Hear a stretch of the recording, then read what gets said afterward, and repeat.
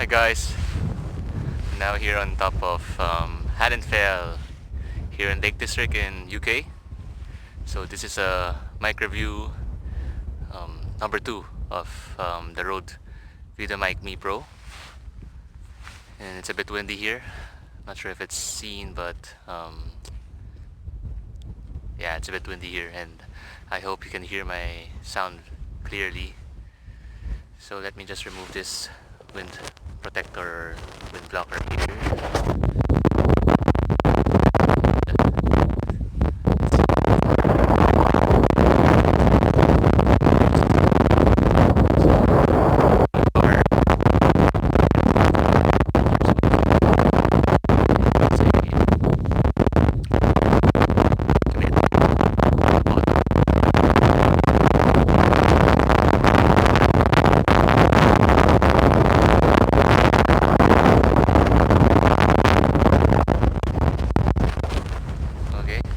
I'll just make one more review this time by removing the mic, but I have to stop it here because my camera doesn't automatically detect the change of microphone.